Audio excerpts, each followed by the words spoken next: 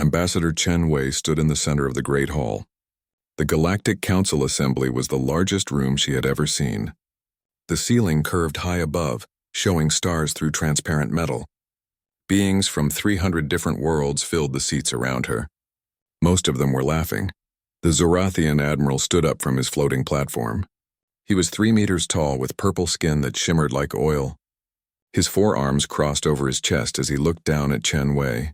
She looked very small standing there in her simple blue uniform. "Tell us again about this amazing ship," the admiral said. His voice sounded like thunder. "This one ship that humanity has been building for 50 years. More laughter filled the hall. The Klaxians made clicking sounds with their mandibles. It was how they showed amusement. The Vrex delegates slapped their tentacles against their seats. Even the peaceful Etherians, who looked like floating jellyfish made of light, pulsed in patterns that meant they found this funny. Chen Wei did not move. She had stood here before many times. Each year she came to give reports. Each year they laughed more. "The ship is almost ready," she said. Her voice was calm and clear. It carried through the hall despite all the noise. "Humanity asks for patience. Patience." The Zorathian admiral spread all 4 arms wide. "Your species has been part of this council for 70 years. In that time we have built 10,000 warships. The Klaxians have built even more. The Malari Commonwealth has 6,000. Even the smallest member races have hundreds of ships. And humanity?" He paused for effect. The hall grew quiet. "Humanity has 12 patrol boats, 40 mining vessels, some cargo ships that barely work, and one ship that nobody has seen. A ship that might not even exist." Chen Wei smiled slightly. "The ship exists. Then where is it?" This came from the Klaxian queen. Her voice sounded like metal scraping against stone. "Why does no one see it? Why do your own colonies ask us for protection because Earth cannot protect them?" The human ambassador took a deep breath. She had answered these questions before. She would answer them again. "We chose a different path," she said. "While others built many ships, we decided to build one perfect ship. One ship that would change everything." The laughter started again. It was louder this time. The Zorathian admiral raised one hand for silence. "Ambassador Chen, I like humans. You are amusing little creatures. You tell good stories. You make interesting food. Your music is pleasant. But you are not warriors. You are not builders of great ships. You are dreamers who think one ship can match our fleets." He turned to address the whole council. "I motion that humanity be removed from the Defense Coalition. They contribute nothing to our protection. They have no fleet. They have no weapons. They have only promises and dreams." Murmurs filled the hall. Some delegates nodded. Others looked uncomfortable. The Defense Coalition was important. It protected all member races from pirates and hostile species from beyond Council space. To be removed was a great shame. The Etherian ambassador floated forward. Their voice sounded like wind chimes. "This seems harsh, Admiral. Humans may be weak, but they have never caused trouble. They trade fairly. They share their knowledge freely. Knowledge of farming, perhaps," the Zorathian said. "Knowledge of art and cooking, but not knowledge of war, not knowledge of shipbuilding.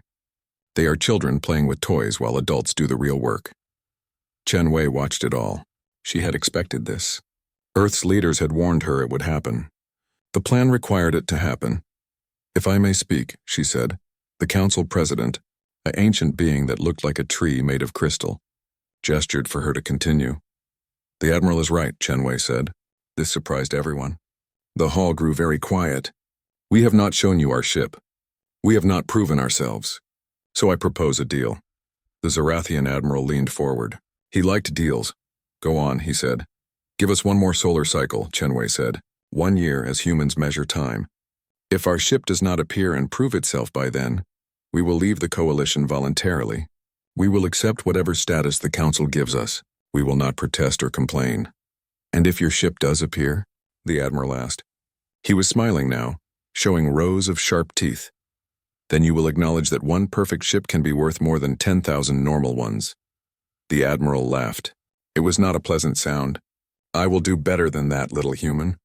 If your one ship can defeat even a single squadron of my fleet, I will personally apologize to your entire species. I will bow before your leaders on Earth." The hall exploded with noise. A Zorathian bowing to anyone was unheard of. They were the proudest race in the galaxy. They had the largest empire, the most worlds, the biggest fleet, but the Admiral continued, raising his voice over the noise.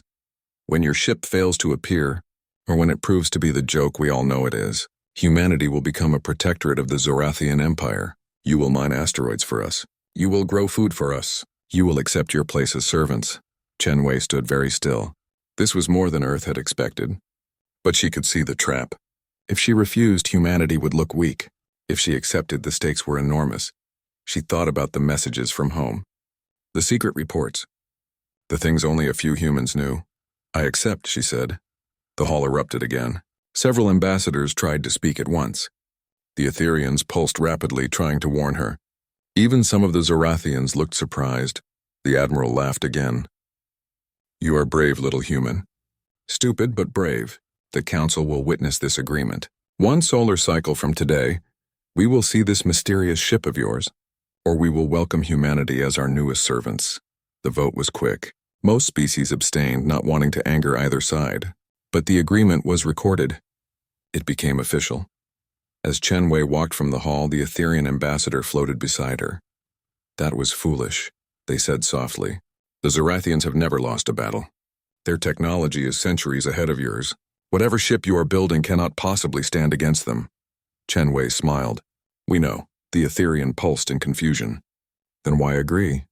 Because sometimes, Chen Wei said, the best way to win is to make your enemy think they have already won.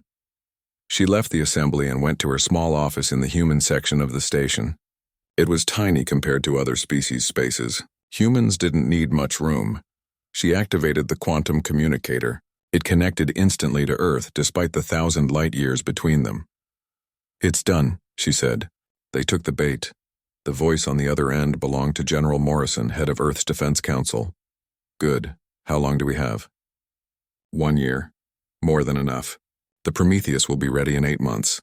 Chen Wei sat down at her desk. Outside her window, she could see Zorathian battleships patrolling. Each one was a kilometer long, bristling with weapons. They were magnificent.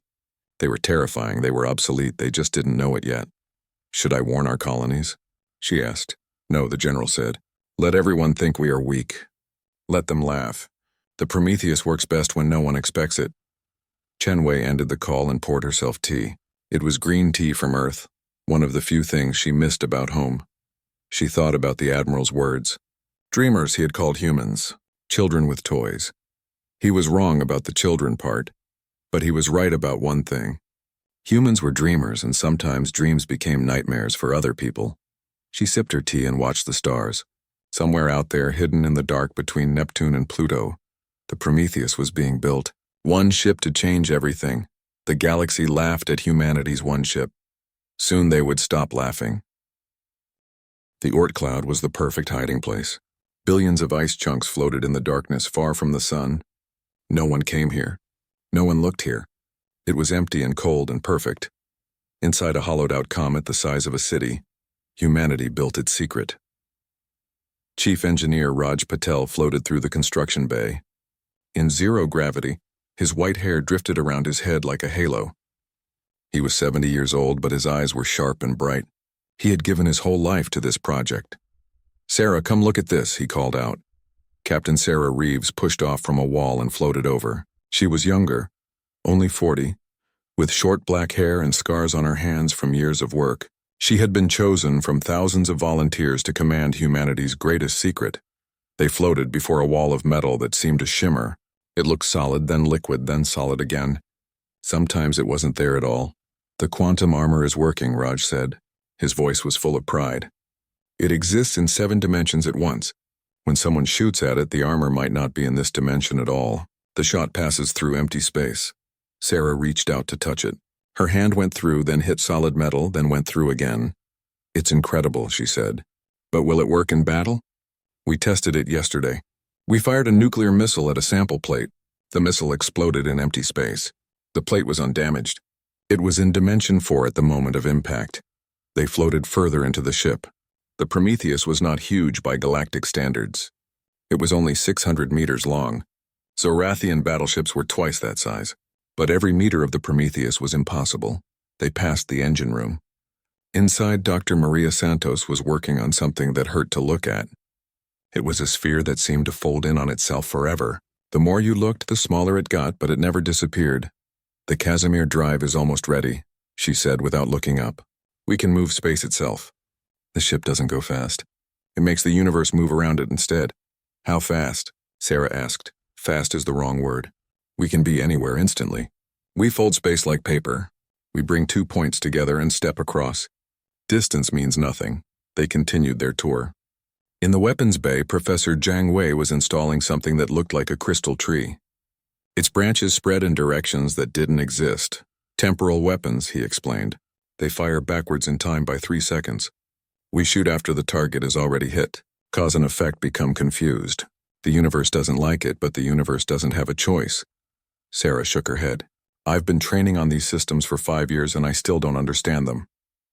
No one truly understands them, Raj said. We found the math by accident. A graduate student was trying to solve a different problem and discovered equations that shouldn't work, but they did. They showed us how to break physics.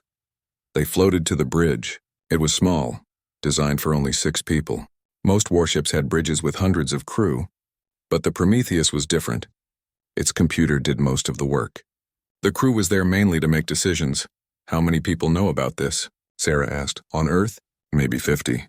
The president, the defense council, some scientists. Everyone else thinks we're building a normal battleship. Even most of our colonists believe we've failed. And the crew? 200 volunteers. All geniuses. All sworn to secrecy. They gave up their lives, their families, everything. If this fails, they die unknown. If it succeeds, they become legends. Sarah nodded. She had given up everything, too. Her husband thought she was dead, killed in a mining accident. Her children thought the same. It was the hardest thing she had ever done, but it was necessary. The Prometheus could not exist if people knew about it. A young man floated into the bridge. Lieutenant James Chen, the ambassador's nephew. He was 25, brilliant and excited about everything. Captain, we have a problem, he said. Sarah's stomach dropped. They had 8 months left. They couldn't afford problems. What is it? Zorathian scouts? 3 of them. They're searching the Oort cloud. Why? We don't know. Maybe routine patrols? Maybe they're looking for pirates. Or maybe they suspect something. Sarah and Raj exchanged glances. How close? She asked. 40 million kilometers and closing. At their current speed, they'll be here in 6 days. Can we hide?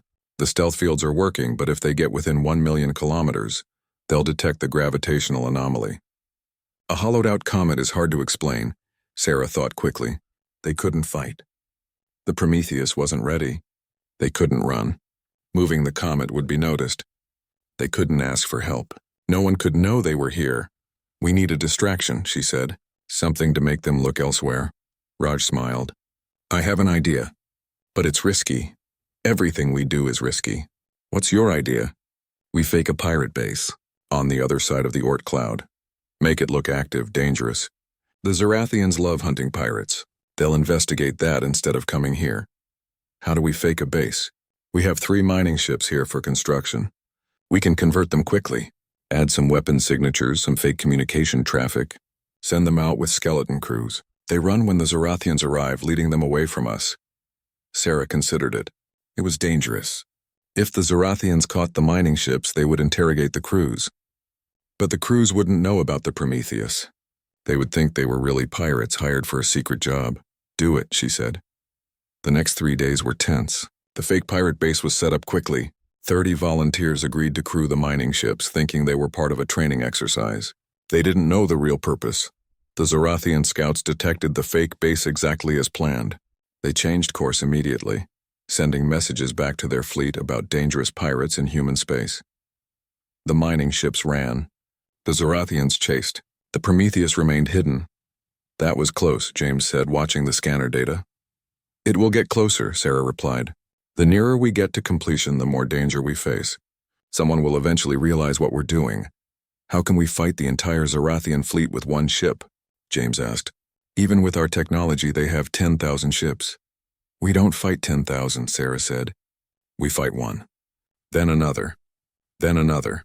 The Prometheus isn't built for fleet battles. It's built to be impossible to hit, impossible to escape, impossible to understand. We are not a battleship. We are a predator. Raj floated back into the bridge. His face was serious. I have good news and bad news, he said. Bad first, Sarah said. The Zorathians are increasing patrols, not just here but everywhere. They're planning something big. Intelligence suggests they want to absorb human colonies before the year is up. They're not going to wait for us to fail. They're going to make us fail. And the good news: the Prometheus will be ready in 6 months, not 8. We're ahead of schedule. Sarah looked out at the stars. Somewhere out there, hundreds of alien races were laughing at humanity. They thought humans were weak, foolish, dreamers. They were about to learn that human dreams could be terrifying. Double the work shifts, she ordered. I want this ship ready in 4 months. If the Zorathians want to play games, we'll be ready to play back, Captain, James said quietly. What if we're wrong? What if one ship isn't enough? Sarah smiled.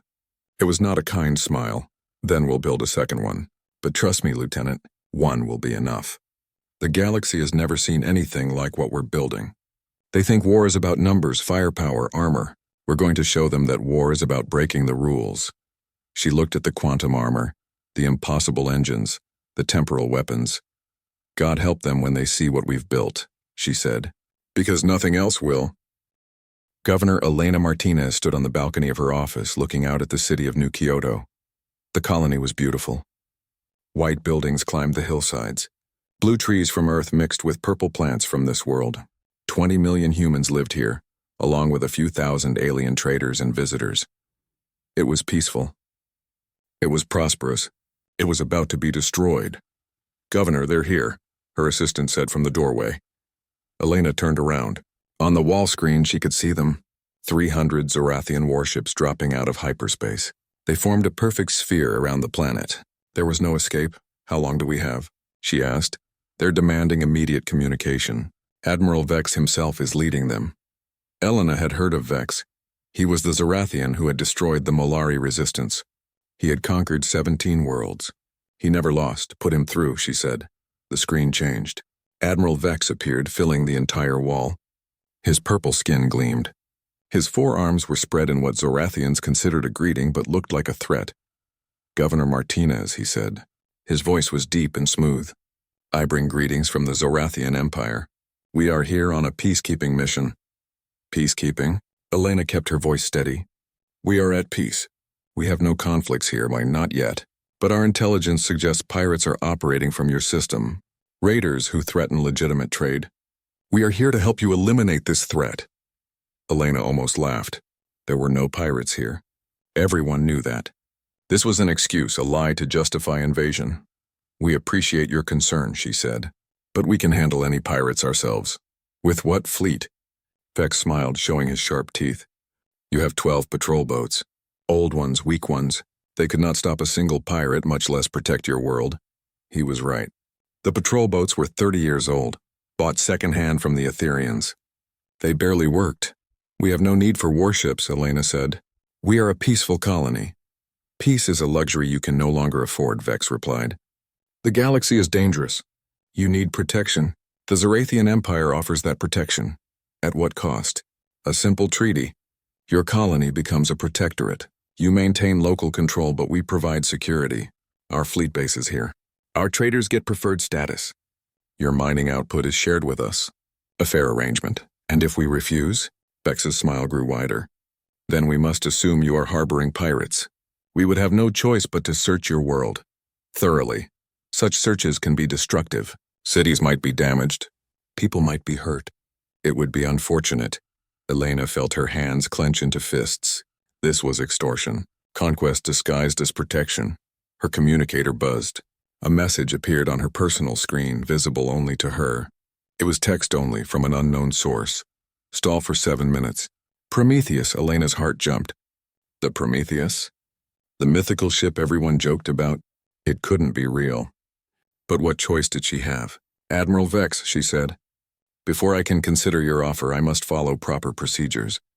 The colonial charter requires me to read the full terms to all citizens, in all official languages. Vex tilted his huge head. That seems unnecessary. It is the law. Human law. You wouldn't want us to break our own laws, would you? That would make us untrustworthy partners. The Admiral laughed. You humans and your laws, very well. You may read your charter, but be quick. My patience is limited. Elena opened the colonial charter on her screen. It was 300 pages long. In 17 languages, she began reading. Slowly. Very slowly. Article 1, Section 1. The colony of New Kyoto, established in the year 2341 by Earth Colonial Initiative, pursuant to United Nations Resolution 2847, shall be governed according to the following principles. On the bridge of his flagship, Admiral Vex relaxed in his command chair. His officers looked confused. "Sir," one said, "why are we allowing this delay?" "Because it amuses me," Vex replied. "Let them have their little ritual. It changes nothing. In 1 hour, this world will be ours. Let the humans comfort themselves with their laws and procedures. It will make their surrender sweeter." Elena continued reading. Her throat was getting dry, but she didn't stop. 4 minutes had passed. Article 7, Section 3. All colonists shall have the right to free expression, free assembly, and free trade, subject to local regulations as established by the duly elected Colonial Council. Some of Vex's officers were laughing now. The human governor looked so serious reading her meaningless words while 300 warships waited to destroy her. 5 minutes. Article 12, Section 9. In the event of external threat or natural disaster, the colonial government may declare a state of emergency, suspending normal procedures for a period not to exceed 30 solar days. 6 minutes. Vex yawned. He had 4 mouths, so it was an impressive sight. "Governor, this grows tiresome. Perhaps we should—" Space screamed. There was no other word for it. Reality twisted, folded, and tore. Where there had been empty space, suddenly there was a ship. But wrong. Everything about it was wrong. It was smaller than a Zorathian battleship, but it hurt to look at. Its hull shifted between states, solid and liquid and gas and something else. Its shape made no sense, with angles that couldn't exist. "What is that?" Vex shouted, jumping to his feet. His sensors were going insane. The ship registered as there and not there. It was 600 meters long and infinite. It was made of metal and energy and impossibility. On the human ship, the designation became clear. UES Prometheus. All ships, battle formation. Vex commanded. "Destroy that abomination." 300 warships turned their weapons on the single human vessel. Plasma cannons, laser arrays, missile tubes, kinetic rails, enough firepower to crack a moon. "Fire!" Vex screamed. The space around the Prometheus filled with death. Energy beams, missiles, projectiles, everything the Zorathian fleet could throw. It should have been instant annihilation. The Prometheus wasn't there, it hadn't moved. It simply wasn't where the weapons were aimed. The shots passed through empty space where the ship should have been. Then the impossible happened. The weapons fire curved, bent, turned around. The Zorathian fleet was hit by its own attack. Shields flared and died. Armor melted. Ships that had never been damaged in decades of combat were suddenly burning. "What is happening?" Vex demanded. "The space is wrong," his science officer said, his voice shaking. "The human ship is bending reality. Our weapons are hitting us because space itself is twisted. Forward has become backward. Impossible!" The Prometheus fired. Once. A single beam of light emerged from its hull. But it was wrong too. The beam split, fractured, multiplied. 1 became 2, 2 became 4, 4 became 16. The fractal pattern spread, each split carrying impossible energy. The beam hit a Zorathian destroyer. The ship didn't explode. It collapsed, compressed into a sphere the size of a marble. The mass was still there, but compressed beyond understanding. The fractured beam continued spreading. Every ship it touched collapsed the same way. In seconds, 50 ships were gone, reduced to marbles floating in space. "Retreat!" Vex screamed. "All ships retreat." But the Prometheus was everywhere and nowhere. Ships trying to enter hyperspace found it blocked. The human vessel had done something to space itself, making faster-than-light travel impossible. The Prometheus fired again. Another 50 ships collapsed.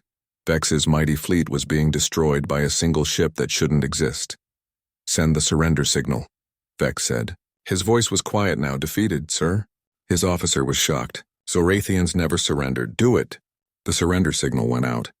The Prometheus stopped firing. On New Kyoto, Elena Martinez had stopped reading the charter. She stood frozen, watching the tactical display. 2/3 of the Zorathian fleet was gone. The rest were scattered, broken, beaten. A message appeared on all screens from the Prometheus. Humanity built 1 ship. 1 was enough. New Kyoto is under our protection. Any hostile action against human colonies will be met with similar response. This is not a threat. It is a statement of fact. Admiral Vex appeared on Elena's screen again. His purple skin was pale now, almost gray. His forearms hung limp. "Governor," he said, "I apologize for the misunderstanding. We will withdraw immediately. New Kyoto is clearly well protected." The connection ended. The remaining Zorathian ships limped away, collecting the compressed marbles that had been their fleet. Scientists would study those marbles for years, never understanding how it was done. Elena's communicator buzzed again. This time it was voice, encrypted on channels she didn't know existed. "Governor Martinez, this is Captain Sarah Reeves of the Prometheus. Are you safe?" "Yes," Elena managed to say. "We're safe. How did you do that?" "We changed the rules," Sarah replied. "The galaxy thinks war is about strength. We made it about bending reality. They can't fight what they can't understand. Will you stay to protect us? We don't need to." The message is sent. No one will attack human colonies now. They'll be too afraid of what one ship can do. The Prometheus faded from sensors, disappearing as impossibly as it had arrived. Elena sat down hard in her chair. Her assistant brought her water with shaking hands. "Should we report this to Earth?" the assistant asked. "They already know," Elena said. "They've known all along." She looked at the tactical display. Where 300 warships had threatened her world, now there was only empty space and mysteries. Admiral Vex had never felt fear before. In his 90 years of life, through countless battles and conquests, he had always been the one others feared. Now floating in his damaged flagship among the remnants of his fleet, he understood what his victims had felt. The space around New Kyoto was a graveyard of impossibilities. The compressed marbles that had been 50 of his finest warships drifted in perfect formation, each one containing the entire mass of a destroyer crushed to the size of a child's toy. His scientists couldn't explain it. His engineers couldn't understand it. His tactical computers had simply given up trying. "Sir," his communications officer said, voice trembling, "High Command is demanding a report." Vex closed all 4 of his eyes. How could he explain that 300 warships had been defeated by one human vessel? How could he tell the Empire that everything they knew about warfare was obsolete? "Open the channel," he ordered. The hologram of Supreme Admiral Korthax appeared. He was ancient scarred and had never lost a battle in 200 years of service. "Vex," Korthax growled. "Explain yourself. The sensor data we're receiving makes no sense. Supreme Admiral, the humans have one ship. You were defeated by one ship?" "It wasn't a ship," Vex said quietly. "It was something else. Something that breaks physics." On the Prometheus, Captain Sarah Reeves watched the Zorathian fleet retreat. The bridge was quiet. Her crew of 6 was processing what they had just done. "Casualty report," she ordered. 0 Zorathian deaths, Lieutenant Chen reported. "The compression spheres are stable. The crews are alive inside in temporal stasis. They can be released if we choose." Sarah nodded. That had been the hardest part of the weapon design. How to win without killing, how to be terrifying without being monsters. "Captain," her sensors officer called out. "We have incoming." Lots of incoming. The tactical display lit up. Ships were arriving from every direction. Not just Zorathians, everyone. Klaxian hive ships looking like massive metal insects. Malari Commonwealth cruisers, sleek and beautiful. Vrex bioships, alive and pulsing. Etherian light vessels, barely visible. Even species Sarah didn't recognize. "It's not an attack," the officer continued. "They're watching. They want to see us." Sarah understood. The galaxy had just witnessed the impossible. Every species with a ship nearby was coming to see the human vessel that had broken 300 Zorathian warships. "Sir, we're being hailed. Multiple frequencies. Everyone wants to talk to us." "Ignore them all except one," Sarah ordered. "Open a channel to the Galactic Council." The face of Ambassador Chen Wei appeared on the screen. She was trying not to smile. "Captain Reeves," the ambassador said formally. "The Council requests your immediate presence at the Assembly. They have questions. I'm sure they do. We'll be there in 1 hour." "1 hour? But you're 800 light years from the station." Sarah smiled. "Distance is relative, Ambassador. Expect us soon." She closed the channel and turned to her navigator. "Mr. Santos, prepare for transit. Let's show them how we travel." The navigator's hands danced over controls that shouldn't exist. The Casimir drive engaged and space began to fold.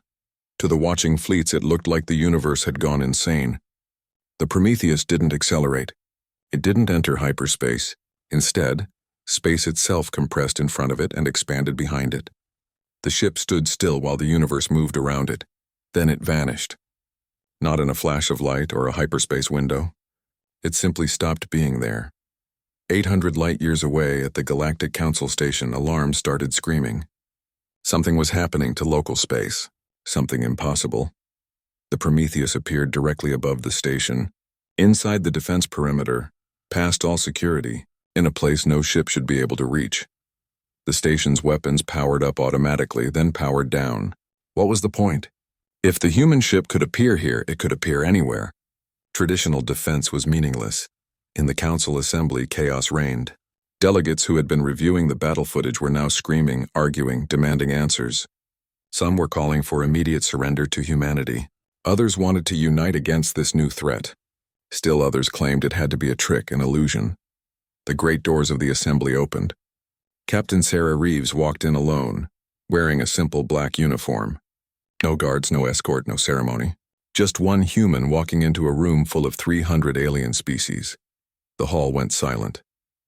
Sarah walked to the center, to the same spot where Ambassador Chen had been mocked just months before.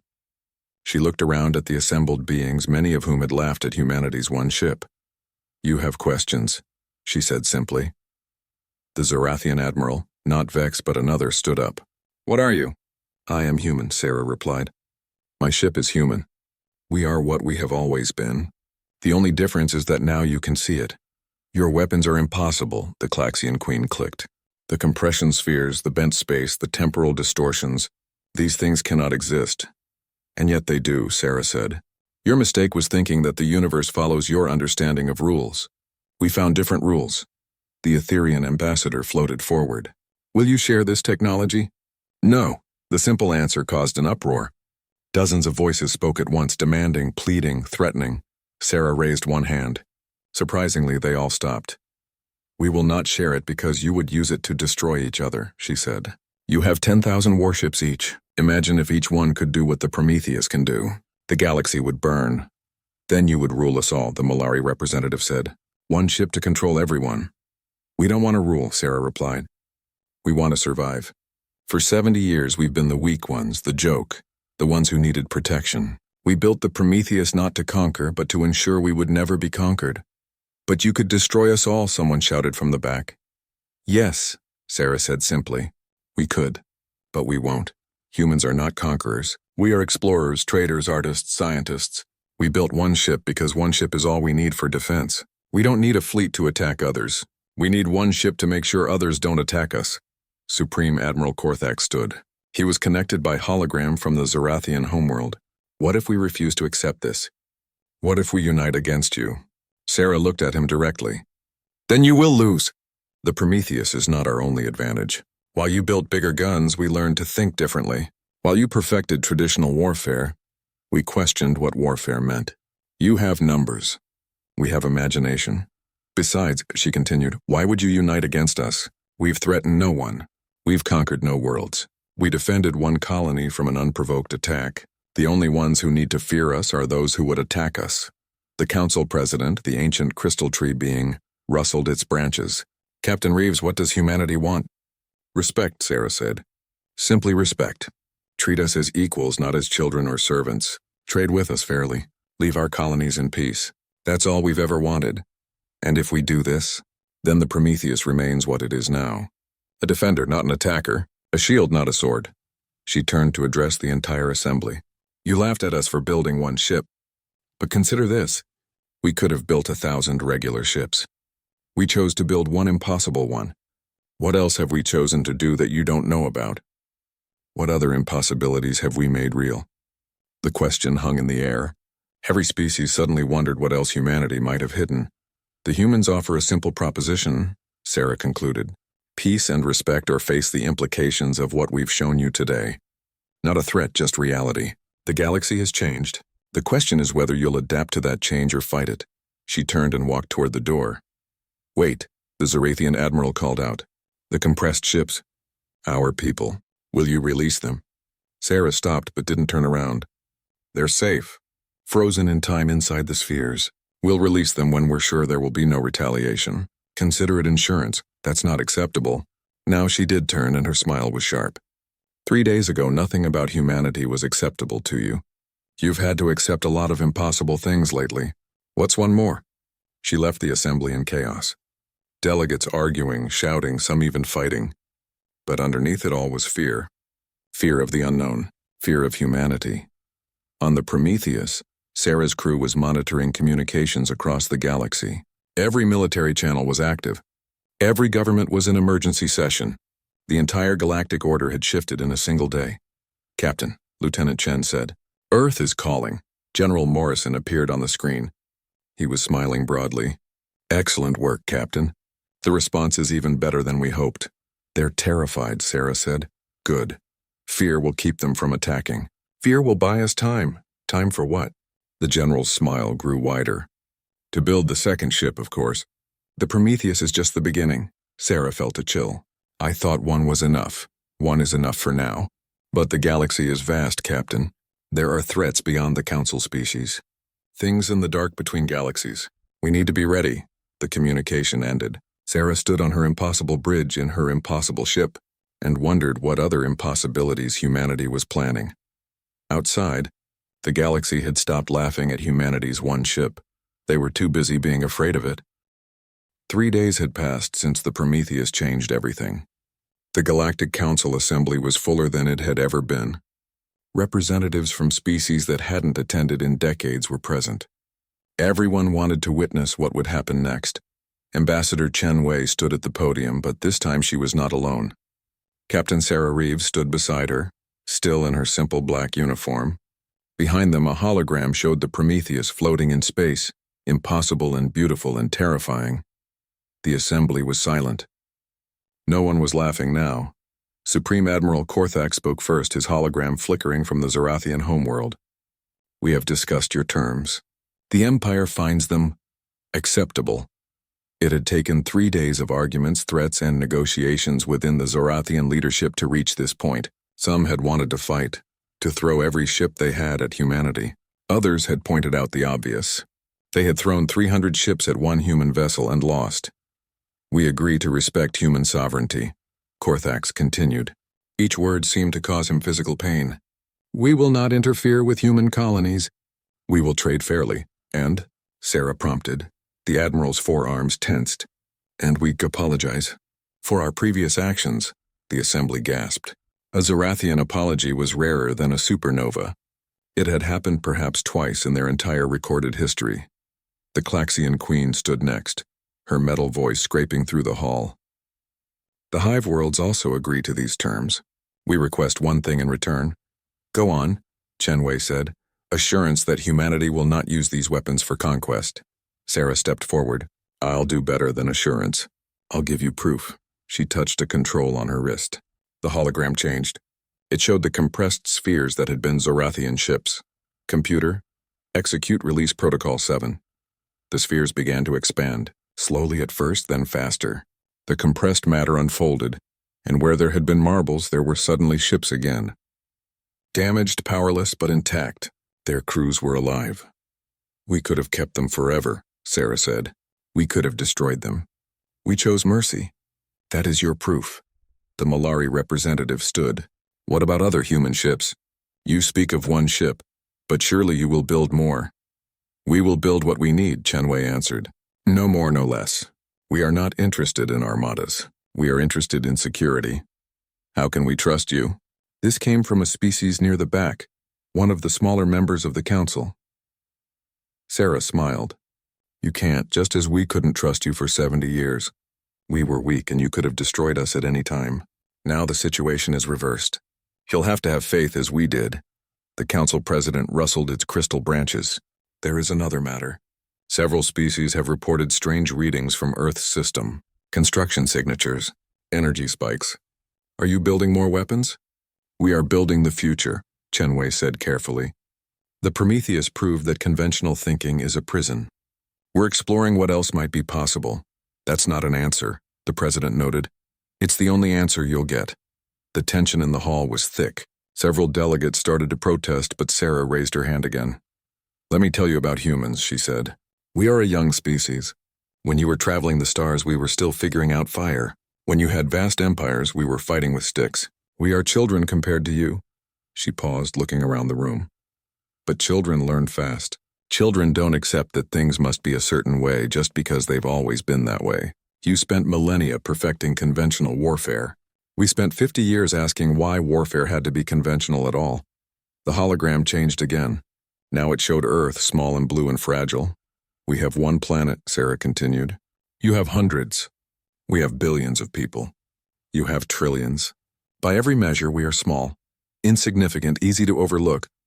But we have something you lost long ago. We have desperation. We have the knowledge that we must be creative or die. We have the freedom that comes from having nothing to lose. So we built one ship, one impossible ship that breaks your understanding of physics. And now you're afraid. You should be. Not because we'll conquer you, but because we've shown you that everything you believed about the universe might be wrong." The Etherian ambassador pulsed softly. "What do you propose, Captain?" "A new age," Sarah said. "Not of human dominance, but of mutual respect. The galaxy is vast. There are threats beyond our borders that none of us understand. Things in dark space, anomalies that eat stars, signals from other galaxies that make no sense." She gestured to the assembly. "We've spent thousands of years fighting each other over resources that are essentially infinite. We've wasted genius on war instead of exploration. We've looked inward when we should be looking outward. Humanity offers a different path. We'll defend the weak as we wished someone had defended us. We'll explore the impossible, because we've proven the impossible is possible. We'll stand guard against the unknown threats while you continue your lives in peace." "In exchange for?" Korthax asked suspiciously. "Respect, trade, knowledge, the things we've always wanted and never received." The Vrex ambassador slithered forward. "And if we refuse? If we see you as a threat that must be eliminated?" Sarah's expression hardened. "Then you'll learn what else we've built. The Prometheus is our greeting card. It says we're here and we're not victims anymore. Would you like to see what our warning looks like?" The threat was clear. The assembly shifted uncomfortably. Chen Wei stepped forward, her diplomatic training taking over. "But why would anyone refuse? We're offering peace. We're offering protection. We're offering a future where the small species don't have to fear the large ones, where trade is fair, where exploration replaces exploitation." "You're offering to overturn the entire galactic order," someone shouted. "Yes," Chen Wei said simply, "because the current order is broken. The strong prey on the weak. The ancient suppress the young. Fear rules over hope. We're offering something better." The council president was quiet for a long moment. Its crystalline form caught the light as it processed everything. Finally it spoke. "The council will vote. All in favor of accepting humanity's proposal?" Hands, tentacles, appendages, and energy fields rose throughout the hall. First a few, then dozens, then hundreds. The smaller species voted first, seeing protection. The middle powers followed, seeing opportunity. Finally, reluctantly, the great powers voted yes, seeing no alternative. "The vote is unanimous," the president announced. "Humanity is recognized as a protective power within the Galactic Council. The Prometheus and any future human vessels will be granted free passage. Human colonies are under council protection." Chen Wei bowed slightly. "Thank you. We won't disappoint you." As the assembly began to disperse, Sarah received a private message on her communicator. It was from the Prometheus. "Captain, long-range sensors are picking up something. Unknown vessels approaching from intergalactic space. They're not from any known species." Sarah's blood ran cold. She had mentioned the threats from beyond as a hypothetical. She hadn't expected them to appear so soon.